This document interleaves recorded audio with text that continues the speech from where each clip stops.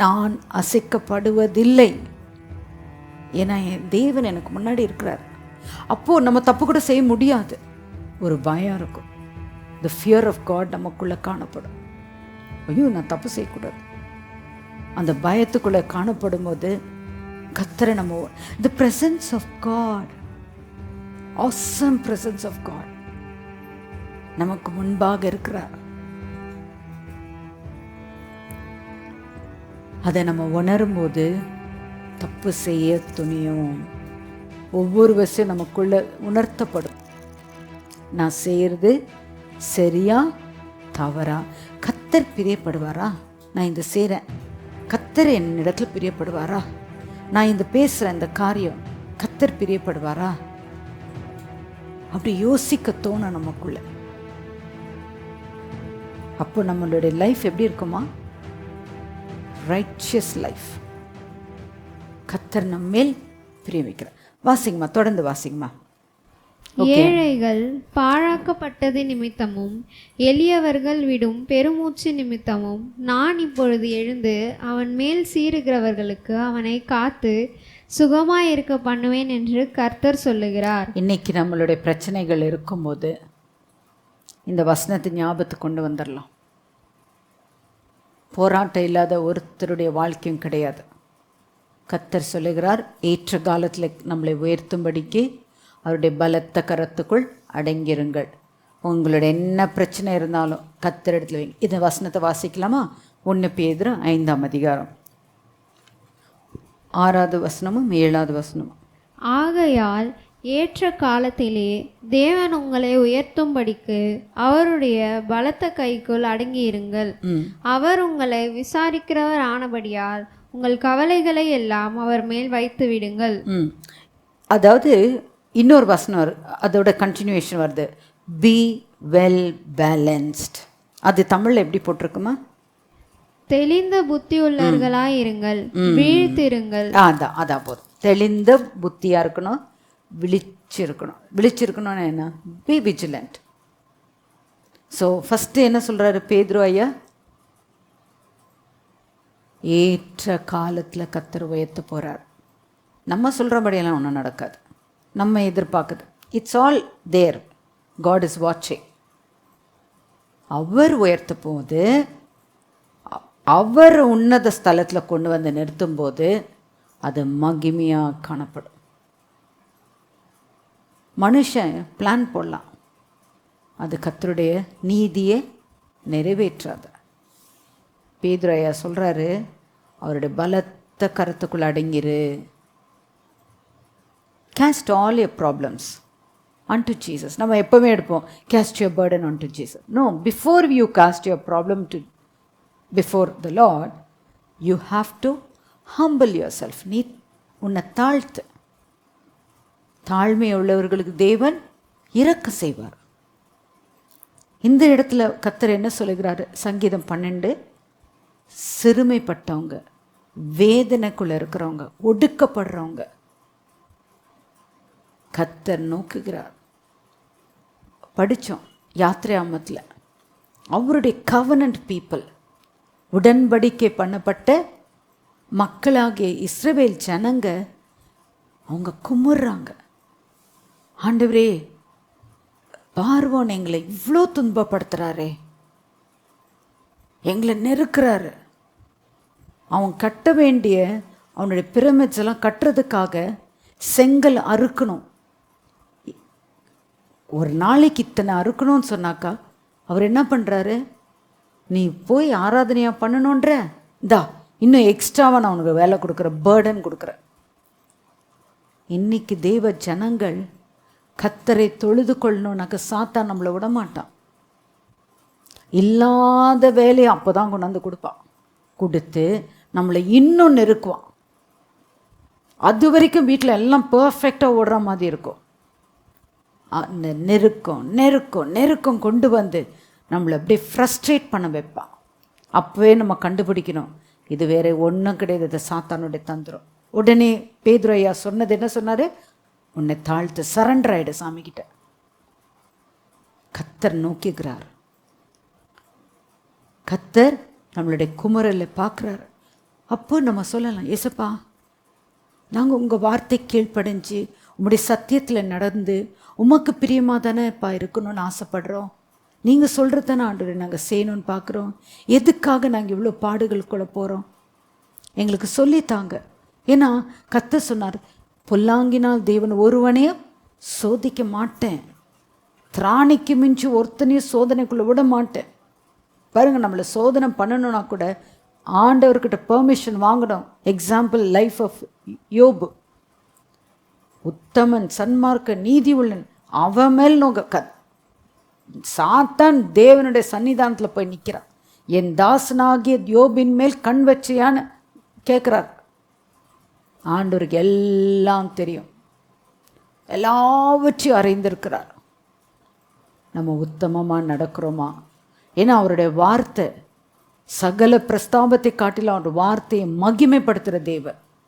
அவர் ஒருபோதும் அந்த வார்த்தையிலேருந்து ஒரு பிசறு கூட விட மாட்டார். அது நிறைவேற்றி முடிப்பார் என்பது உறுதி. அதுதான் தெய்வ வசனம். வாசிங்கம்மா. கர்த்தருடைய சொற்கள் மண் குகையில் 7 தரம் உருக்கி புடமிடப்பட்ட வெள்ளி கொப்பான சுத்த சொற்களாக இருக்கிறது. பாருங்க, வெள்ளி பொண்ணு கூட ஒன்றும் கிடையாது. நம்ம நினச்சிக்கணும், அவருடைய வார்த்தை தான் அல்டிமேட். ஆனால் அவர் எப்படி தாவீது ராஜா சொல்கிறாரு, 7 times பியூரிஃபை பண்ண ஒரு சில்வர் கூட அது கூட ஒப்பிட்டு சொல்கிறார். 7 times purified and tested the word of God. It's the awesome power of God. அவர் சொன்ன வார்த்தையின்படியே நடக்கும். இன்னைக்கும் சூரியன் ஈஸ்டில் தான் உதிக்கும். ஏன்னா அதுதான் அது அவருடைய கட்டளை. இந்த சூரியன் நார்த்தில் போய் உதிக்க முடியாது. அப்படி தான் நம்ம நினைக்கணும் எல்லாத்தையும்.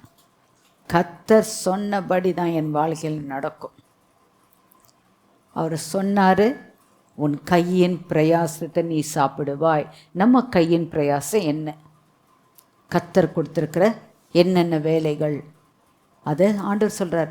நான் உன் கையின் பிரயாசத்தை ஆசிர்வதித்து, உன் மாவு பேசுகிற தொட்டியை நான் ஆசிர்வதித்து, உன் எண்ணெய் ஜாடியை நான் ஆசிர்வதித்து, உன்னுடைய எல்லாவற்றிலும் உனக்கு பெருக்கத்தை தருவேன்னு சொல்கிறார். இந்த வார்த்தை நம்ம வாழ்க்கையில் நடக்கணும். ஏன்னா தேவன் சொல்ல வார்த்தை. நீதிமானுடைய வீடு நித்திய கீர்த்தியாக இருக்கும். இன்னைக்கு நம்மளுடைய வீடு நித்திய கீர்த்திக்குண்டான வீடாக இருக்கா? சிந்திக்கலாமே. ஏன்னா தேவன் சொல்லிட்டார், நீதிமான் பனையை போல செழித்து லீபனோனில் உள்ள கேதுருவை போல வளருவான். லெபனானில் இருக்கிற கேதுரு மரங்கள் எல்லாம் வார்த்தைகளில் சொல்கிறதுக்கு அவ்வளோ ஜாண்டிக்காக இருக்கும்னு சொல்லுவாங்க. கர்த்தர் அதை வார்த்தையை வேதத்தில் கொடுத்துருக்கிறாருன்னா நான் அப்படி தானே இருக்கணும். அதை நம்ம யோசிக்கலாமே. என் வாழ்க்கையை அவ்விதமாக மாற்றுங்க ஆண்டவரே. நான் இப்படி தான் இருக்கணும். ஒரு நீதிமானாக நான் நிற்கணும். எதுக்குமே நான் பயப்படக்கூடாது. கர்த்தருக்கு பிரியமாக நடக்கணும். எனக்கு முன்பாக கொடுக்கப்பட்ட காரியத்தில் நான் கர்த்தரை மகிமைப்படுத்தணும். அவர் என் மூலியமாக தாவீது ராஜாவுடைய லைஃப்பில் சில பிட்ஃபால்ஸ் இருந்தது. ஆனால் சில குட் பாயிண்ட்ஸ் அவருடைய லைஃப்பில் என்னென்னா, கர்த்தருக்கு பிரியமாக ஜீவித்தார். தப்பு செய்த பிறகு கர்த்தரிடத்தில் சரணடைஞ்சாப்புல, ஆண்டவரே உமக்கு விரோதமாக பாவம் செஞ்சு எனக்குள்ள நீர் ஊற்றின பரிசுத்த ஆவியை என்னை விட்டு எடுத்துடாதீங்க. பரிசுத்த ஆவியை நம்ம விட்டு விலகிட்டாருன்னு வச்சுக்கோங்களேன். கர்த்தர் சொன்ன வார்த்தையின்படி தான். உப்பு சாரம் போயிடுச்சுனாக்கா எல்லா மனுஷரால் மிதிக்கிறது தான் வாழ்க்கையாக மாறும். அதுதான் விக்கெட் பீப்புளாக மாறுவாங்க. நம்மளுடைய வாழ்க்கை ஏசப்பாவுடைய வல்லமைனாலும் அவருடைய கிருபைனாலும் அவருடைய தயவினாலும் இரக்கத்தினாலும் உப்பா இந்த பூமிக்கு நம்ம இருக்கணும். மற்றவங்களுக்கு நம்ம ஆசீர்வாதமாக இருக்கணும். கர்த்தர் இதனால் மகிமைப்படணும். இன்றைக்கி ஒரு புறஜாதிக்கு முன்பாக நான் நிற்கிறேன்னா என்னுடைய வாழ்க்கை அவருக்கு பிரயோஜனமாக இருக்கணும். அவர்களுக்கு உதவிகரமாக இருக்கணும். எல்லா விதத்துலேயும் கிறிஸ்துவை பிரதிபலிக்கணும். என்னை காணும்போது கிறிஸ்துவை என் மூலியமாய் காணப்படணும். இதுதான் ஒரு ரைச்சஸ் மேனுடைய லைஃபாக காணப்படும். இந்த சங்கீதத்தில் நம்ம படித்தோம், துன்மார்க்கத்தனத்துக்கு உண்டான மனுஷன் தொற்றாத, வேண்டாம், அது வேஸ்ட்டுன்ட்டார் ஆண்டவர். Don't you ever touch, it's not required. 2 Samuel 23:1-7 வரைக்கும் படித்தோம். அதுலேயும் கூடப்பட்டிருக்கு. கடைசியாக தாவீது ராஜா அதை சொல்லி கர்த்தரை ஆராதித்து தன்னுடைய இறுதி காலத்தில் முடிக்கிறார். ஆண்டவரே, இந்த பூமியில் நீதியாக நடக்கிற மனுஷர் குறைஞ்சிட்டே இருக்காங்களே ஆண்டவரே, கர்த்தாவே ஹெல்ப் அஸ் லார்ட். அதுதானே ஆரம்பிக்கிறார், ஹெல்ப் லார்ட். இன்னைக்கு நம்ம ஒவ்வொருத்தரும் நம்ம தான் கதறணும் தேவனிடத்தில். ஆண்டவரே, நீதியுள்ள மனுஷன் இந்த பூமியில் குறையிறாங்களே இயேசப்பா, கர்த்தாவே நாங்கள் பார்க்குறவங்கெல்லாம் நீதியுள்ள மனுஷராக பார்க்குறதுக்கு உதவி செய்யுங்க. கைலெஸ் பீப்புளாக கொண்டு வாங்க ஆண்டவரே. நத்தானியலை பார்த்து சொல்கிறார், அதாவது கபடற்ற உத்தம இஸ்ரவேலனேன்றார் ஆண்டவர். இன்னைக்கு நம்மளை குறித்து கர்த்தர் சொல்கிறாரா? கபடற்ற உத்தம, உங்கள் பேரை சொல்லுங்க. நான் அப்படி காணப்படுகிறேனா? என் வாழ்க்கையை மாற்றுங்க ஆண்டவரே. உமக்கு பிரியமாக ஜீவிக்க உதவி செய்யுங்க. அடுத்த வசனத்தை பாடுங்க. கர்த்தாவே, நீர் அவர்களை காப்பாற்றி அவர்களை என்றைக்கும் இந்த சந்ததிக்கு விலக்கி காத்து கொள்ளுவீர். மனுபுத்திரரில் சண்டாளர் உயர்ந்திருக்கும் போது துன்மார்க்கர் எங்கும் சுற்றி திரிவார்கள். இப்போ கர்த்தரிடத்துல கேட்குறாரு, இந்த நீதியாய் வாழ்கிற மனுஷர், உத்தமமாய் இருக்கிற மனுஷரை கர்த்தாவே அவர்களை சூழ காத்து கொள்ளுங்க. இன்னைக்கு நம்மளுடைய ஜெபம் அப்படியா இருக்கட்டும். நான் ஒரு நீதியுள்ள வாழ்க்கை வாழணும், நான் மற்றவங்களுக்கு ஒரு பிரதிபலிக்கிற ஒரு வாழ்க்கையாக மாறணும். இவ்விதமாக நான் இருக்கும்போது ஆண்டவரே, என்னை போல இருக்கிற கர்த்தாவே, இந்த நீதியாக நடக்கிற மனுஷர், என்ன மாதிரியில் நீதியாக நடக்கிற மனுஷர், அவங்கள பார்த்து கர்த்தாவே அவங்களெல்லாம் காத்துக்கொள்ளுங்க ஆண்டவரே. ப்ரிசர்வ் தம். அதாவது முடிவு பரியந்தம் நின்னாதான் ரட்சிக்கப்படுவீர்கள்னு தேவவசனம் சொல்லுது. ஸோ நம்மளோட லைஃப் ஜேர்னியில் இன்னைக்கு நான் பர்ஃபெக்டாக இருந்தேனாக்கா, தட் டசன்ட் மீன் நாளைக்கு நான் கரெக்டாக இருப்பேன்னு கிடையாது. ஏதாவது ஒரு வழியில் ஸ்லிப் ஆகிறதுக்கு சாத்தான் என் முன்னாடி கண்ணிகளை வச்சுட்டே இருப்பான். எப்படியாவது நான் கீழே விழுந்துடணுன்ட்டு. அதுக்கு தான் ஆண்டவர் இடத்துல கேட்குறாப்புல தாவீது ராஜா, ஆண்டவரே அவங்க எந்த விதத்தில் விழாதபடிக்கு காத்துக்கொள்ளுங்க ஆண்டவரே. இன்றைக்கி நம்மளும் ஜெபம் பண்ணணும் அந்த மாதிரி. நான் மட்டும் இல்லை, எல்லாரும் அப்படி ஒரு நீதியாக வாழ்க்கை வாழ்ந்து ஏசப்பாவுடைய நாமம் மகிமைப்பட கர்த்தர் உதவி செய்யுங்க. கெட்ட மனுஷன் இந்த பூமியில் இருக்காங்க, அவங்கள திருத்துங்க ஆண்டவரே. நம்ம ஜெபிக்கணும். ஏன்னா கடைசியில் பாருங்களேன், ஏசப்பா கல்வாரி சிலுவையில் கூட அவர் தன்னுடைய கடைசி ஜெபத்தில் சொல்கிறாரே, இவர்களுக்கு மன்னியும், தாங்க செய்கிறது என்னதென்று அறியாமல் செய்கிறாங்க. கள்ளனை பார்த்து, இன்னைக்கு நீ என்னோடு கூட பரதேசில் இருப்பான. ஆனால் அடுத்த கள்ளன், he was not coming to that reconciling ஹார்ட்டுக்குள்ளே வரல, குற்றம்தான் படுத்திட்டு இருந்தான். வேற இவர் நான் தப்பு பண்ணதுனால தான் நான் இந்த இடத்துக்கு வந்திருக்கேன், அந்த உணர்வுக்குள்ளே வராங்க. கர்த்தர் அவனுக்கு அந்த நேரத்தில் அவருக்கு இரக்கத்தை காண்பிக்கிறார். நம்ம ஒவ்வொரு நாளும் நம்மளே நம்ம நிதானிக்கணும். இன்னைக்கு காலையிலேருந்து இந்த ராத்திரி வரைக்கும் நான் படுக்கைக்கு போகிறேன், இன்றைக்கி நான் என்னுடைய வேலையில் கர்த்தரை நான் பிரதிபலித்தேனா, கர்த்தருக்கு பிரியமான ஒரு வாழ்க்கை நான் வாழ்ந்தேனா, இன்னைக்கு மரணம் இல்லை கர்த்தருடைய வருகை வறுமையானால் நான் கர்த்தரிடத்தில் போவேனா, இல்லை எரி நரகம். பிசாசுடைய கூட்டத்துக்கு தான் அதை ஆயத்தை பண்ணது, மனுஷனுக்கு கிடையாது. ஆனால் பாவம் செய்கிற ஆத்மா சாகவே சாகும் தான் தெய்வம் சொல்கிறார். அதுக்குள்ளே நம்ம போகக்கூடாது, நம்மளும் போகக்கூடாது, நம்ம இடைப்படுகிற ஃப்ரெண்ட்ஸாக இருக்கட்டும், யாராக இருக்கட்டும், நம்ம யாவருக்காக ஜெபிக்கணும், அவங்கள சத்தியத்துக்குள்ளே கொண்டு வரணும். தேவஜனமே, இந்த சங்கீதத்தை கர்த்தர் கொடுத்த இந்த ஒவ்வொரு வார்த்தைக்காக நன்றி. இன்னும் அதிகமாக இருக்குது, இன் டெப்த் இருக்குது.